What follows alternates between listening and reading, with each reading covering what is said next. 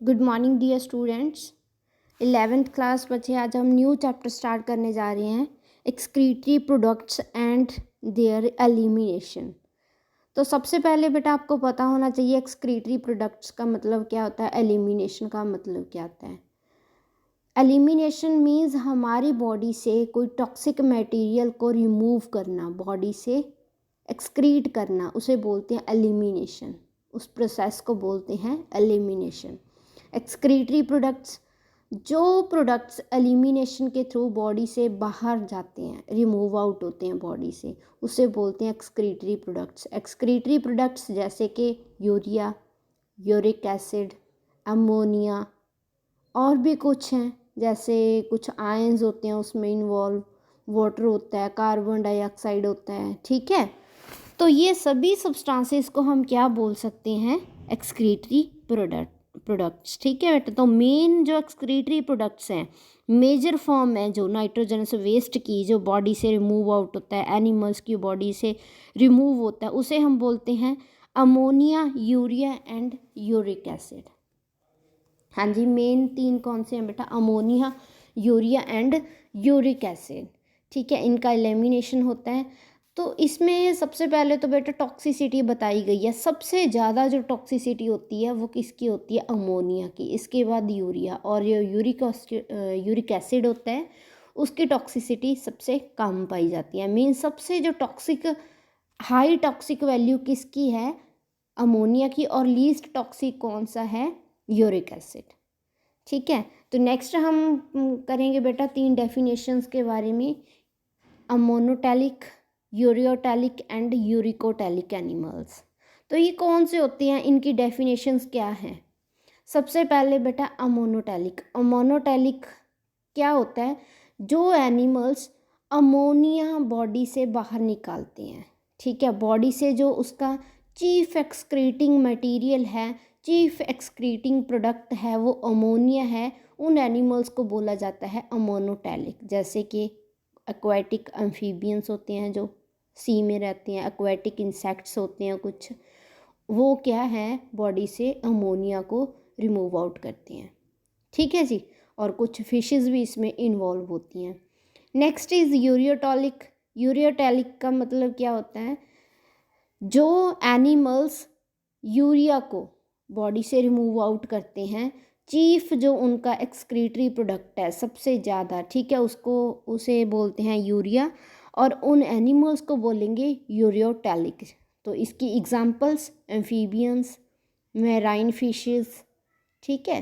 तो नेक्स्ट है बेटा यूरिकोटैलिक। यूरिकोटैलिक में क्या होता है, वाटर बहुत ही कम होता है, और जो थिक पेस्ट लाइक, ठीक है, थिक पेस्ट लाइक बॉडी से रिमूव आउट करते हैं, जिसमें यूरिक एसिड होता है, नाइट्रोजनस बेस्ड मेन कौन सा होता है, यूरिक एसिड होता है, उसको बोलते हैं यूरिकोटैलिक एनिमल्स। तो इसमें कौन से आएंगे, मेनली बर्ड्स आते हैं इसमें, ठीक है, रेप्टाइल्स आते हैं और स्नेल्स आते हैं।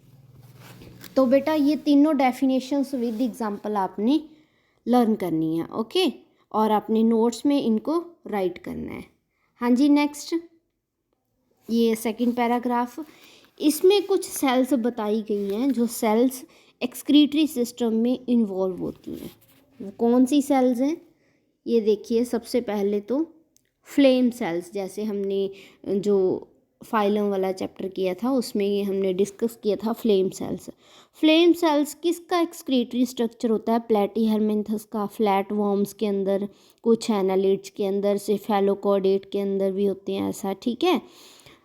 और नेक्स्ट इज नेफ्रीडिया। हाँ जी, नेफ्रीडिया। नेफ्रीडिया किसका वेस्ट मटेरियल को बॉडी से रिमूव आउट करते हैं, मींस ये किस में पाए जाते हैं, मेनली अर्थवॉर्म्स में, कुछ एनालिड्स में, ठीक है। तो आपने यहाँ पर क्या लिखना है, एक्सक्रीटरी ऑर्गन राइट करके उनकी एग्जांपल्स राइट करनी है। तो फ्लेम सेल्स किया हमने, नेफ्रीडिया किया, नेक्स्ट है मल्फिगियन टेब्यूल्स। ये किस में पाए जाते हैं, मेनली मल्फिगियन जो टेब्यूल्स होते हैं किसके अंदर पाए जाते हैं, कॉकरोचेस के अंदर, ठीक है।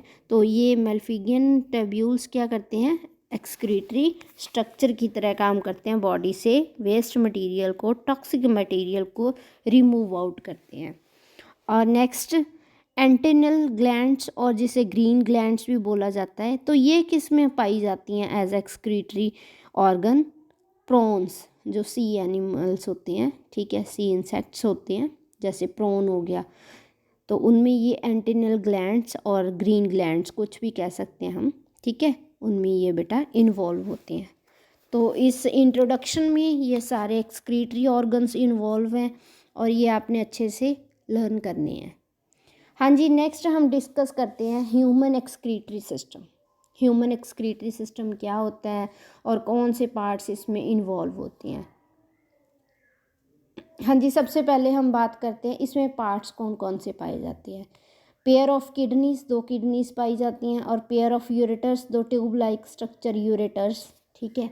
ये देखिए बेटा, ये किडनीज हैं 2 और ये यूरेटर्स हैं, और यूरिनरी ब्लैडर पाया जाता है एक, और यूरेथ्रा एक ओपनिंग होती है, यहाँ से यूरिन है जो वो बॉडी से रिमूव आउट होता है, ठीक है जी। किडनीज का कलर कौन सा है? रेडिश ब्राउन कलर होता है। शेप बीन शेप्ड होती है, जो बेटा राजमा का वो तब बीन वैसी शेप होती है इनकी। और इनकी location, that is very important, location thoracic, जो लास्ट लेवल होता है बिल्कुल नीचे थोरेसिक चैम्बर के, वहाँ पे पाया जाता है ये। और थर्ड लंबर वर्टिब्रा इसके बिल्कुल क्लोज होता है। थर्ड लंबर वर्टिब्रा बेटा जो हमारी बैक साइड डॉर्सल सरफेस पे बैक बोन है उसमें वर्टिब्रा पाए जाते हैं, तो उनकी जस्ट ये लोकेशन बताई गई है। वो लंबर वर्टिब्रा है जो थर्ड लंबर वर्टिब्रा, वहाँ पे इसकी लोकेशन होती है। और ये नेक्स्ट किडनीज़ की जो लेंथ है, ब्रेड्थ है, विड्थ है, भाई ये इतनी इम्पॉर्टेंट नहीं है, ठीक है जी। नेक्स्ट हाइलम क्या होता है?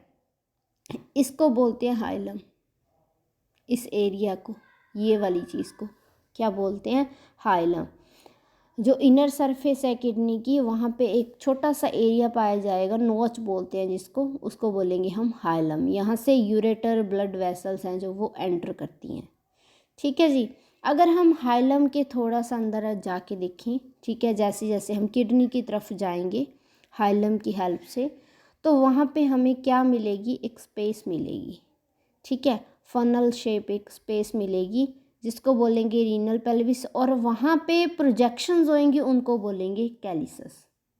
जो स्पेस होएगी उसको रीनल पेल्विस, और जो वहाँ पे प्रोजेक्शंस होंगी फिंगर लाइक प्रोजेक्शंस उसको बोलेंगे कैलेक्स। ये देखिए, ये कैलेक्स है ये वाला, ठीक है, और ये जो स्पेस है इसको बोलेंगे रीनल पेल्विस, ठीक है।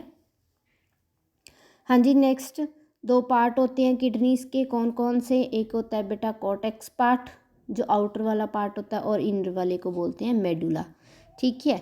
ये देखिए यहाँ पे, ये देखिए कॉर्टेक्स, ये वाला पार्ट है कॉर्टेक्स का, और मेडुला जो अंदर है। और ये जो बेटा ये पिरामिड्स हैं, पिरामिड शेप का, इसको बोलते हैं मेडुलरी पिरामिड।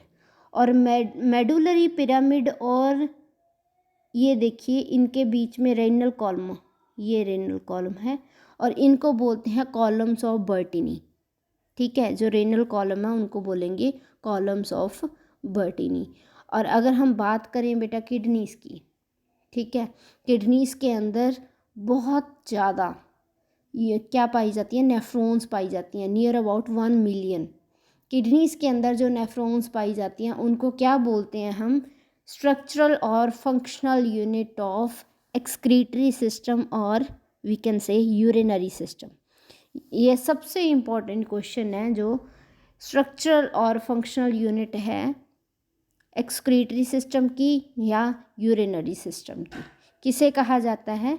नेफ्रॉन्स को कहा जाता है। अगर हम बात करें नेफ्रॉन्स की, तो नेफ्रॉन्स के अंदर 2 पार्ट होते हैं, glomerulus and renal tubules. Glomerulus एक कप लाइक स्ट्रक्चर होता है। हाँ जी, 1 मिनट बेटा, नीचे ये दिखाती हूँ यहाँ से। हाँ जी, ये देखिए बिल्कुल स्टार्टिंग वाला कप लाइक स्ट्रक्चर होता है ग्लोमेरुलस, जिसमें एफरेंट आर्ट्रियोल्स एंटर होती हैं। एक होती है बेटा एफरेंट और एक होती हैं ईफरेंट। एफरेंट मतलब कुछ अंदर जा रहा है, ईफरेंट मतलब बाहर निकल रही हैं, ठीक है। तो एफरेंट एट्रियोल जिसमें आती हैं उसको बोलते हैं ग्लोमरुलस, और ग्लोमरुलस कहाँ होती हैं, ये वोमेंस कैप्सूल में जो कप लाइक स्ट्रक्चर होता है। इसके बाद जैसे ही हम नीचे वाला ये देख रहे हैं, ठीक है, ये हो गया बेटा वोमेंस कैप्सूल और ग्लोमरुलस, और ये देखिए फिर ऐसे ऐसे इसकी मूवमेंट हो रही है, पाइप लाइक स्ट्रक्चर, और उसे हम क्या बोलेंगे, proximal convoluted tubules. Proximal convoluted tubules. इसके बाद हमारे पास आएगा बेटा हेनलेज लूप, ठीक है, लूप ऑफ हेनले बोलते हैं, और इसमें होते हैं दो लिम्स, एक होता है डिसेंडिंग और एक होता है असेंडिंग। डिसेंडिंग जो नीचे आ रहा है और असेंडिंग जो ऊपर जा रहा है। तो हेनलेज लूप के पास हमें यू शेप का एक स्ट्रक्चर मिलेगा जिसे हम बोलेंगे वासा रेक्टा। और ये वासा रेक्टा क्या होता है, इसमें क्या होती हैं, ब्लड वेसल्स इन लूप के साथ साथ चलती हैं जिसे बोलेंगे वासा रेक्टा। इसके बाद वासा रेक्टा के हमने हेनलेज लूप कवर कर लिया। हेनलेज लूप करने के बाद कवर हम नेक्स्ट मिलता है हमें कॉन्वोल्यूटेड ट्यूब्यूल डिस्टल पार्ट, ठीक है। तो जो हमने फर्स्ट वाला किया था वो प्रॉक्सिमल कॉन्वोल्यूटेड ट्यूब्यूल है, और जो असेंडिंग लूप के बाद आता है वो डिस्टल कॉन्वोल्यूटेड ट्यूब्यूल्स है, और लास्ट में कलेक्टिंग डक्ट। तो इसमें क्या चीज़ होती है, ये ट्यूब लाइक स्ट्रक्चर होता है, इसमें क्या चीज़ की पैसेज होती है, यूरिया की, यूरिक एसिड। जो भी टॉक्सिक मटेरियल रिमूव आउट होते हैं बॉडी से वो कैसे होते हैं, ऐसे जैसे जैसे हमने लेबलिंग की है वैसी इनकी क्या है मूवमेंट होती है, कुछ आयंस की, वाटर की, ठीक है, अमोनिया, यूरिया, यूरिक एसिड, मतलब जो जिसमें पाए जाते हैं। लेकिन हम बात करें ह्यूमन बींग्स की तो उसके अंदर क्या होंगे बेटा, जो आयंस आते हैं, ठीक है, वाटर की मूवमेंट, यूरिया की मूवमेंट तो उसकी होती है इसके अंदर। तो ये जो पैराग्राफ है इसमें ये स्ट्रक्चर के बारे में बताया गया है, Henle's loop, DCT, distal convoluted tubules और कलेक्टिंग डक्ट्स, ये ऐसे ट्यूब लाइक स्ट्रक्चर है, और लास्ट में स्ट्रेट ट्यूब मिलती है जिसे हम बोलते हैं कलेक्टिंग डक्ट। तो और भी काफ़ी ज़्यादा इसमें क्या है इन्वॉल्व होती हैं पैसेज करवाने में। जो यूरिया है, यूरिक एसिड है, वो ऐसे रिमूव होता है बॉडी से। सबसे पहले ग्लोमरुलस में आता है, वोमेंस कैप्सूल में आता है, वोमेंस कैप्सूल के बाद हेनलेज लूप में आता है, इसके बाद पीसीटी, डीसीटी, ये सारी जैसे जैसे इनकी मूवमेंट होती है वैसे ही इनकी मूवमेंट बताई गई है, ठीक है जी। ठीक है बेटा, इसमें बताया गया है यूरिया की मूवमेंट। तो सबसे पहले अगर हम बात करें स्टार्टिंग से बिल्कुल कैसे आता है वुमेंस कैप्सूल में, वुमेंस कैप्सूल के बाद इसको बेटा एरो में राइट करना अपने नोट्स के अंदर, यूरिया की, यूरिन की कैसे मूवमेंट होती है, सबसे पहले कहाँ से आता है वुमेंस कैप्सूल से। Second part is PCT, proximal convoluted tubules. इसके बाद descending limb of loop of Henle.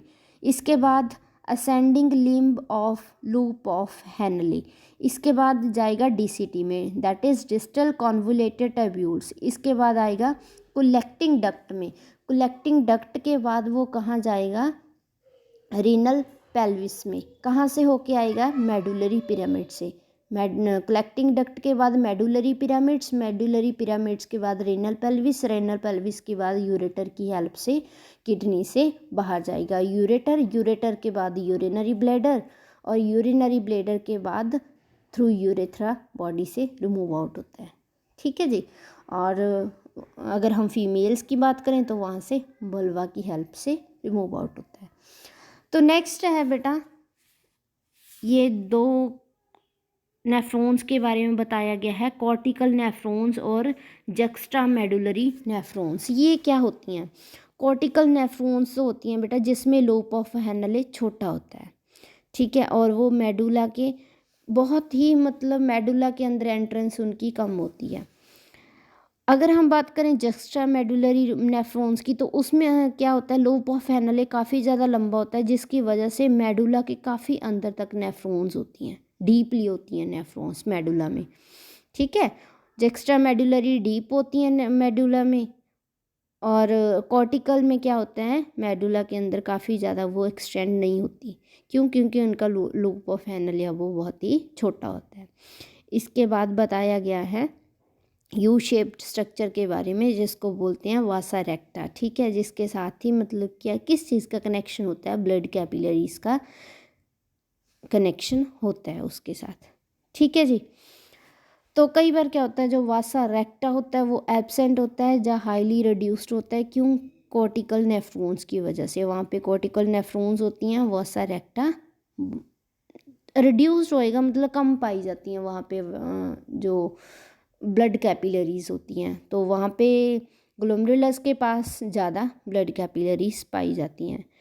तो इसी के साथ हमारा लेक्चर फिनिश होता है, और नेक्स्ट हम टॉपिक में करेंगे, जो नेक्स्ट टॉपिक आएगा यूरिन फॉर्मेशन के बारे में, कैसे यूरिन फॉर्मेशन होता है। इसमें आपको एक बार और लोकेशन का पता चल जाएगा, कैसे यूरिन की रिमूव होता है बॉडी से, कौन से पार्ट्स के थ्रू, और कहाँ पे कितनी ब्लड की कंसंट्रेशन होती है, और वाटर की कंसंट्रेशन होती है, आयंस की कंसंट्रेशन होती है, कैसे वो बॉडी से रिमूव होएगा। तो वो क्या है, कैसे रीअब्जॉर्प्शन होएगी, फिल्ट्रेशन होएगी, कौन सेक्रीशन करेगा, वो अलग अलग स्टेप्स में आपको ये बताया जाएगा। ठीक है जी। तो यहाँ तक आज तक जो हमारा ये लेक्चर था, ये बेसिक था, बिल्कुल इंफॉर्मेटिव था, और नॉर्मल जिस बच्चे को ये लेक्चर आज का क्लियर हो गया, नेक्स्ट उसको बहुत ही अच्छे से समझ आएंगे। ओके बेटा, थैंक यू सो मच।